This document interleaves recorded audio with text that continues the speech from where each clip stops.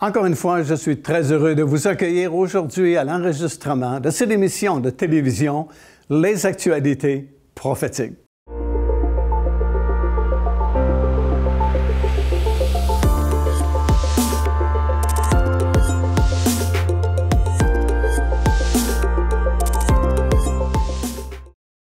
Nous sommes toujours en train de parler de l'ombre des choses à venir et nous regardons aux 7 grandes fêtes de l'Éternel et nous sommes en train de comprendre qu'il y a une grande différence entre les Juifs qui n'ont pas accepté le Seigneur Jésus-Christ comme leur Seigneur, leur Messie, et ceux qui ont cru au Seigneur Jésus-Christ parce que nous ne célébrons pas ces fêtes de la même façon. Et nous venons de le constater pour la fête de la Pâque. Et cet exemple que je viens de vous donner est vraiment frappant entre cet agneau qui traverse par la porte des brebis et l'agneau de Dieu parfait, le Seigneur Jésus-Christ, qui lui traverse par la porte dorée. À l'époque, peut-être qu'il n'y a pas beaucoup de Juifs qui ont compris le message, la différence entre les deux agneaux, mais je crois que vous pouvez saisir la différence. Un, c'est l'ombre, figure, image. C'est l'Ancien Testament, c'est l'Ancienne Alliance. Et Jésus-Christ, c'est la réalité, la réalisation vraiment de la fête de la Pâque. Et c'est la même chose pour les autres fêtes. Le lendemain, le 15 du mois de Nissan, comme j'ai expliqué précédemment, c'est le début de la fête des pains sans levain pour une durée de 7 jours. Et durant la fête des pains sans levain, les Juifs qui n'ont pas accepté le Seigneur Jésus-Christ se souviennent lors de cette nuit, lorsqu'ils sont sortis d'Égypte, ils se souviennent qu'ils ont mangé du pain à la hâte et sans levain, car ils n'avaient pas le temps. Et dans Exode chapitre 12, ça dit ceci, « Ils firent des gâteaux cuits sans levain, avec la pâte qu'ils avaient emportée d'Égypte, qui n'était pas levée, car ils avaient été chassés d'Égypte sans pouvoir tarder et sans prendre de provisions avec eux. » Alors, ils se souviennent de leur sortie d'Égypte, comment ils n'ont pas eu le temps vraiment de faire cuire proprement les gâteaux et le pain. Et c'est pourquoi cette fête s'appelle le pain sans levain. Mais pour les croyants, on se souvient que Christ, lorsqu'il fut déposé dans le tombeau, était sans péché. Il est mort à cause de nos péchés, mais lui-même était sans péché.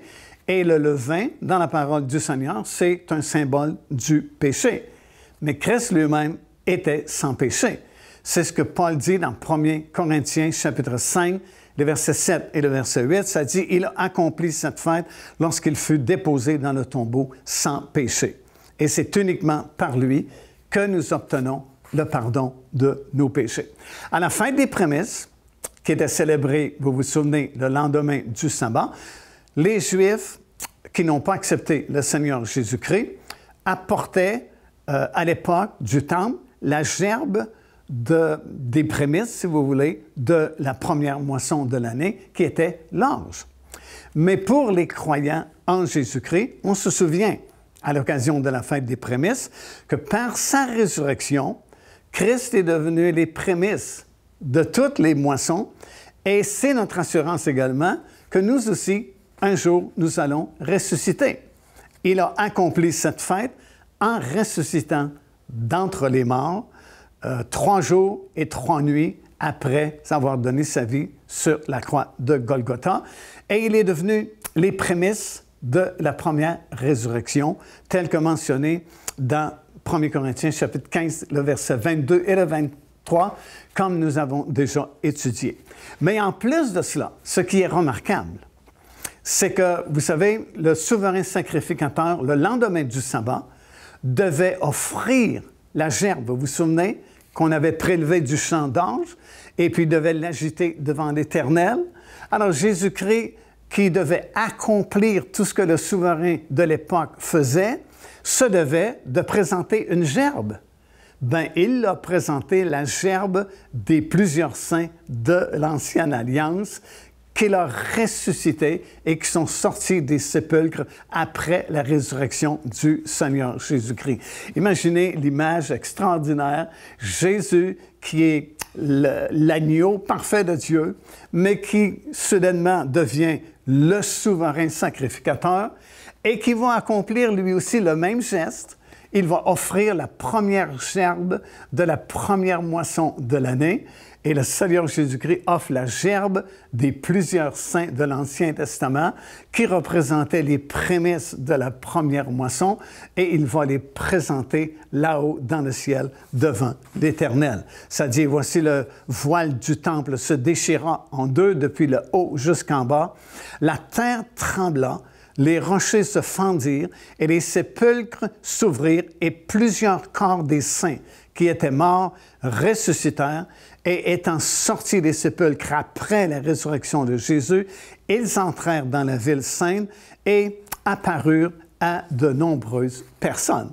Alors, quelle image extraordinaire, parce que vous savez, plus vous allez étudier le système lévitique, ce qui se passait au temple sous l'Ancienne Alliance, plus vous allez comprendre le ministère du Seigneur Jésus-Christ, parce que vous allez retracer tous les moindres gestes que le Seigneur Jésus-Christ faisait, les paroles qu'il prononçait, et vous allez constater à ce moment-là qu'il fait tout simplement accomplir l'ombre, les figures et les images que les prêtres et le souverain sacrificateur lui-même faisaient sous l'Ancienne Alliance. Et comme je dis à plusieurs reprises, pour nous qui ne sommes pas juifs de naissance, c'est un peu plus compliqué parce que la plupart d'entre nous, lorsque nous avons accepté le Seigneur Jésus-Christ et que nous sommes venus à la connaissance de l'Évangile, on connaissait à peu près rien du temple, du système lévitique, des prêtres, des souverains sacrificateurs, des offrandes qui étaient faites, des animaux qui étaient offerts en sacrifice. Et souvent, c'était un scandale à plusieurs personnes qui ne comprenaient pas pourquoi la signification de ces choses. Alors, pour nous, ça va exiger un petit effort, et même un gros effort quelquefois, afin de comprendre d'abord ce qui se passait dans l'Ancienne Alliance, comprendre le temple lui-même, pourquoi y avait-il un temple, comprendre le système lévitique, comprendre le rôle d'un souverain sacrificateur, parce qu'alors là, lorsque nous allons un peu comprendre ces choses-là du moins, et que nous allons faire la relation avec ce que Jésus-Christ est venu faire dans ce monde, wow, ça va être des perles de révélation que nous allons récolter parce que nous allons mieux comprendre et mieux voir. Vous savez, nous venons de parler justement de ces plusieurs saints qui sont ressuscités et qui sont devenus l'accomplissement de la gerbe des prémices de la première moisson de l'année et que le Seigneur Jésus-Christ a offert, tout comme le souverain sacrificateur devait offrir le lendemain du sabbat. Vous vous souvenez, on a étudié ça précédemment. Bien, vous savez, quand Jésus-Christ est descendu dans le séjour des morts, parce qu'après avoir rendu l'esprit sur la croix de Golgotha, son corps a été déposé dans le tombeau par Nicodème et Joseph d'Arimathée, qui lui a prêté son tombeau. Mais son esprit est descendu dans le séjour des morts parce qu'il y avait beaucoup d'accomplissements à faire. Parce que tout d'abord, il y avait la proclamation de sa victoire qui devait être faite devant ces anges déchus qui avaient provoqué la race de géants à l'époque de Noé, tel que nous le lisons dans l'Épître de Jude et dans l'Épître de Pierre également, où on nous parle de cela. Deuxièmement, il devait libérer tous les saints de l'Ancienne Alliance qui étaient retenus comme en captivité dans le séjour des morts. Vous vous souvenez que le séjour des morts, à cette époque-là, était séparé en deux départements, ce qu'on appelait le sein d'Abraham ou le paradis, et de l'autre côté, l'enfer. Les justes descendaient dans le sein d'Abraham ou le paradis, et les injustes du côté de l'enfer. Mais c'était un lieu temporaire, uniquement temporaire pour les croyants ou les saints de l'Ancienne Alliance, puisqu'il devait être déménagé, si vous voulez, au ciel après la résurrection du Seigneur Jésus-Christ, parce que ce dernier a inauguré, comme nous le lisons dans l'Épître aux Hébreux, la route nouvelle qui donne accès au ciel, si bien que depuis la résurrection du Seigneur Jésus-Christ, tous ceux et celles qui ont cru en lui n'ont plus besoin de descendre dans le sein d'Abraham, mais montent directement au ciel dans la présence de Dieu.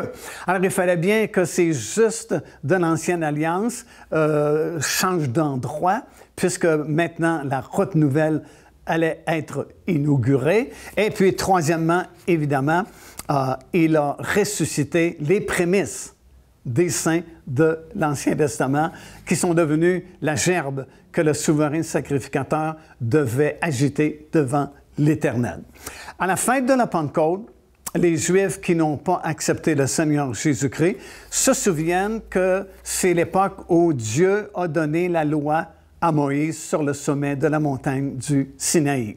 La première Pentecôte a été célébrée là, dans le désert, à la montagne du Sinaï. Mais pour le croyant dans le Seigneur Jésus-Christ, on se souvient qu'en ce jour, c'était l'effusion du Saint-Esprit sur les 120 disciples réunis dans la chambre haute à Jérusalem. Et c'était l'accomplissement de la promesse que Jésus avait faite. Dans peu de jours, avait-il dit, vous allez être baptisés du Saint-Esprit. Alors, ce n'est plus un symbole, ce n'est plus juste une figure ou une ombre, la fête de la Pentecôte, mais nous avons la réalisation de la vraie signification de cette fête, la grâce qui a été accordée par la venue du Saint-Esprit dans la chambre haute. Et c'est à ce moment-là, évidemment, aussi qu'officiellement, l'Église du Seigneur Jésus-Christ commençait, sa mission allait être construite par les premiers qui ont accepté le Seigneur Jésus-Christ. Déjà, par la prédication de l'apôtre Pierre, 3000 personnes ont donné leur vie au Seigneur Jésus-Christ, à part des hommes et probablement des enfants aussi. À la fin des trompettes, pour ceux en Israël qui n'ont pas accepté le Seigneur Jésus-Christ, c'est un jour très sérieux, la fête des trompettes, parce que c'est le signal de préparation pour la prochaine fête, la fête des expiations, qui était sans doute la fête la plus solennelle, la plus sérieuse parmi les 7 grandes fêtes de l'Éternel, et qui provoquait ces 10 jours qu'on appelle les jours terribles. Parce que 10 jours plus tard, ce serait la fête des expiations, alors que chaque Israélien serait comme jugé afin d'obtenir le pardon, l'expiation pour ses péchés. Alors, lorsqu'on est rendu à cette fête-là des trompettes, c'est très sérieux. On se prépare pour le 10 du même mois pour célébrer la fête des expiations. Mais pour le croyant, cette fête-là est très significative parce qu'elle n'est pas encore accomplie par le Seigneur Jésus-Christ, parce qu'elle fait partie des 3 dernières fêtes qui seront accomplies par sa deuxième venue bientôt. Mais on se souvient qu'au son de la trompette, ceux qui se seront préparés seront enlevés. Et c'est en ce moment-là, justement, que l'Église sera enlevée de cette planète. Et à la fin des expiations, bien, ils se souviennent justement de leurs péchés, mais pour nous, on se souvient que nos péchés ont été pardonnés, lavés dans le sang de l'agneau. Et la dernière fête, la fête des tabernacles, pour ceux en Israël qui n'ont pas accepté le Seigneur Jésus-Christ, c'est la fin de la moisson physique. Mais pour nous, c'est l'ouverture du règne de 1000 ans, le grand festin des noces de l'agneau et le règne de paix qui débutera immédiatement après. Alors que notre enseignement tire à la fin de cette première partie d'un ensemble d'enseignements qui se compose de 5 parties, cette première partie s'appelle, comme vous savez, l'ombre des choses à venir. Et nous sommes en train de parler du plan de la rédemption en Jésus-Christ, lequel a été annoncé depuis très longtemps, parce que comme nous l'avons expliqué précédemment, Dieu n'a pas agi en secret, il ne s'est pas caché, mais il a annoncé longtemps à l'avance le plan de la rédemption. En réalité, tout de suite après la rébellion de nos premiers parents dans le jardin d'Éden, alors que le sol de cette planète est tombé sous la malédiction, déjà Dieu a promis qu'un Rédempteur viendrait un jour dans le monde et rétablirait toutes choses. Et puis Dieu a parlé par des signes dans le ciel, comme on expliquait, par l'ancienne alliance qu'il a donnée à Moïse sur le sommet de la montagne des Oliviers. Et nous sommes en train de voir qu'il a parlé énormément par les fêtes qu'il a établies, des fêtes annuelles qui expliquaient le plan, le devis, si vous voulez, du plan de la rédemption en Jésus-Christ, puisque le Seigneur Jésus-Christ devait accomplir, devait réaliser chacune de ces 7 grandes fêtes-là par ces différents ministères qu'il devait accomplir. Et c'est pourquoi on a divisé les 7 fêtes, vous vous souvenez, en différents groupes. Premièrement, le groupe des 3 premières fêtes, la Pâque, les pains sans levain et la fête des prémices, concernait la première venue du Seigneur Jésus-Christ, alors qu'il est venu pour donner sa vie pour nous sur la croix de Golgotha et par sa résurrection d'entre les morts. Puis, il y a 3 autres grandes fêtes à l'automne, trompette, expiation et tabernacle, qui concernent la deuxième venue ou le retour du Seigneur Jésus-Christ. Et entre ces 2 blocs-là, les 3 premières fêtes et les 3 dernières fêtes, il y a l'unique fête de la Pentecôte qui couvre la période de l'Église, qui sépare l'Ancienne Alliance du monde nouveau qui arrivera bientôt. Alors, c'est pourquoi on explique depuis quand même un certain temps maintenant, la différence qui existe entre la façon que les Juifs qui n'ont pas reconnu Jésus comme leur Messie et Sauveur de leur vie célèbrent les fêtes de l'Éternel et la façon que les croyants en Jésus-Christ les célèbrent. Ils ne peuvent pas célébrer de la même façon parce que pour les Juifs qui n'ont pas accepté le Seigneur Jésus-Christ, ces choses ne sont encore que des ombres, des images et des figures de ce qui doit venir. Mais ce qui devait venir est venu. Mais eux sont encore dans les ombres, dans les images et dans les figures, l'Ancienne Alliance. Mais Jésus-Christ est venu. Il a déjà accompli 4 de ces 7 fêtes-là. Alors, nous ne sommes plus dans les ombres.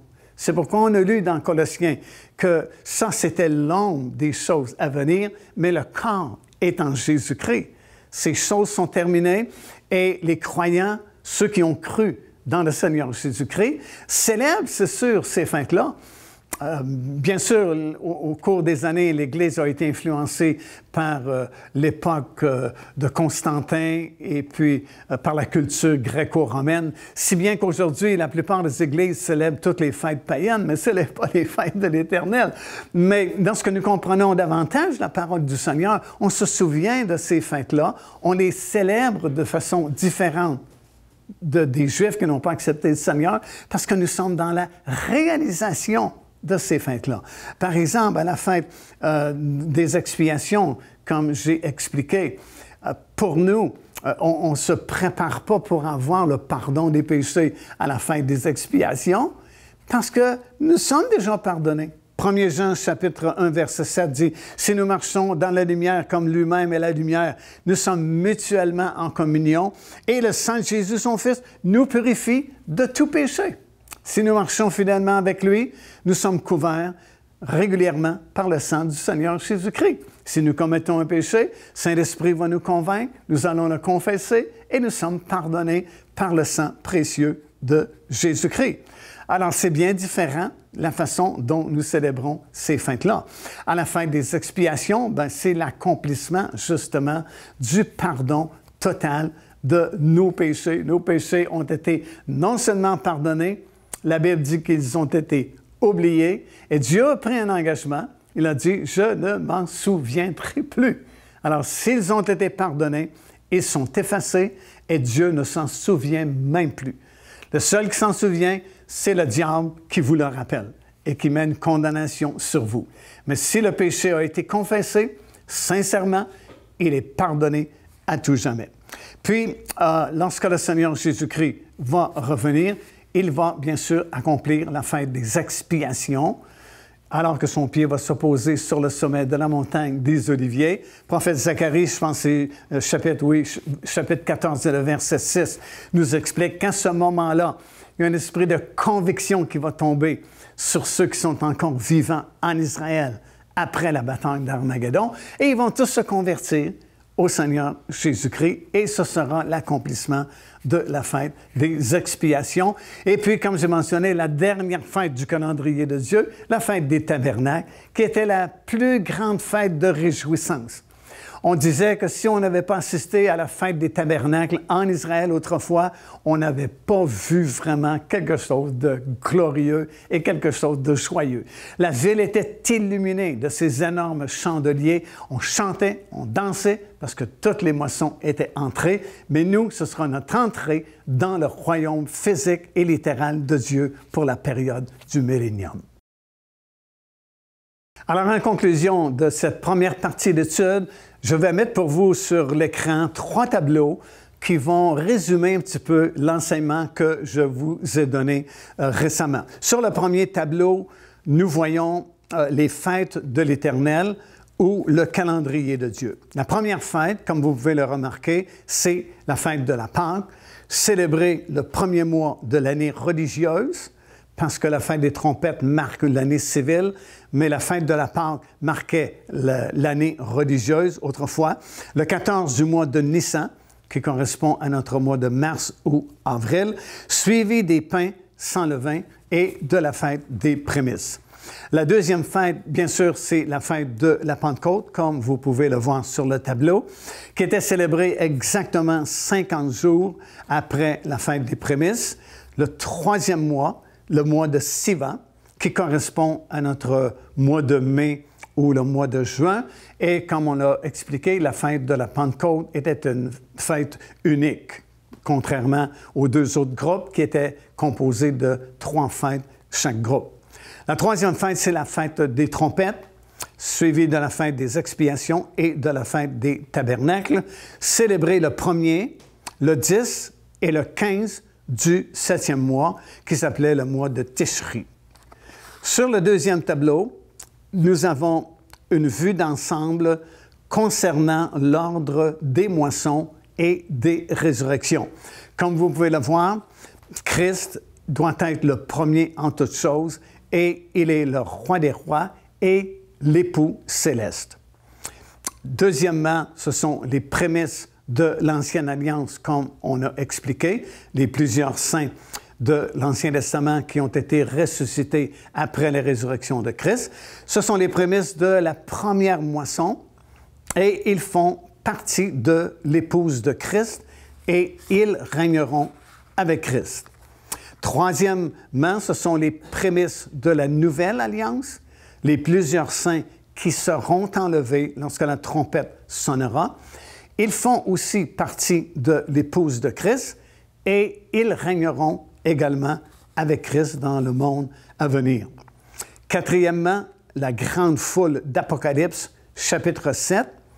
Ils seront parmi les invités aux noces de l'agneau et ils serviront le Seigneur dans le monde à venir. Alors déjà, on commence à comprendre qu'il y a des saints qui régneront avec le Seigneur Jésus-Christ, d'autres serviront le Seigneur Jésus-Christ.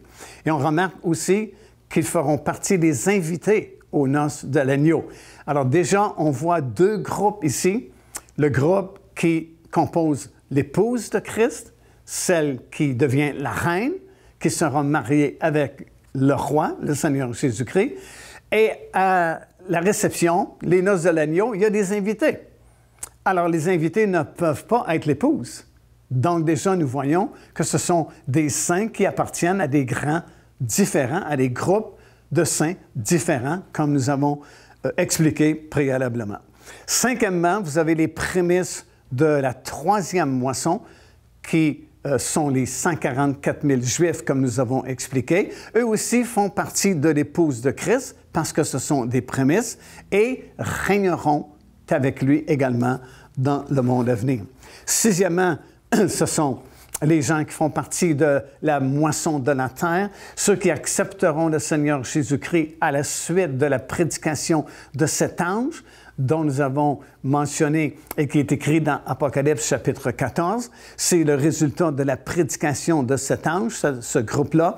Ils seront parmi les invités aux noces de l'agneau, eux aussi, et serviront le Seigneur dans le monde à venir. Puis le 7e et dernier rang, ce sont les martyrs de la période finale des tribulations mondiales de la fin. C'est la fin de toutes les moissons. Ils seront parmi les invités aux noces de l'agneau, eux aussi, et régneront uniquement pendant le règne de 1000 ans et serviront le Seigneur dans le monde nouveau. Alors, il y a une distinction faite ici de ces gens qui, au tout début, donneront leur vie en martyr au Seigneur Jésus-Christ, et les autres, leurs autres compagnons qui aussi donneront leur vie en martyr durant la période des 7 années de tribulation.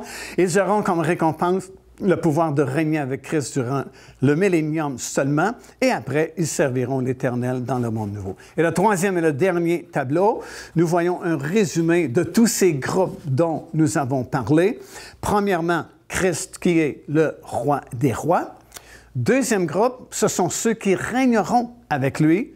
Et ce groupe se compose de son épouse, qui est appelée la reine dans le psaume 45.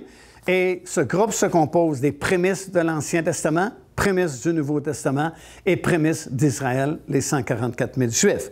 En plus des martyrs de la période des tribulations, qui régneront non à titre d'épouses de Christ, mais comme des officiers et uniquement dans le règne de 1000 ans. Et troisièmement, ceux qui serviront Christ, qui sont appelés les compagnes de la reine dans le psaume 45, qui sont composés de la grande foule, la moisson de la terre et les martyrs, les 7 années de tribulation. Alors, voilà en résumé ce que nous avons appris au cours de cet enseignement.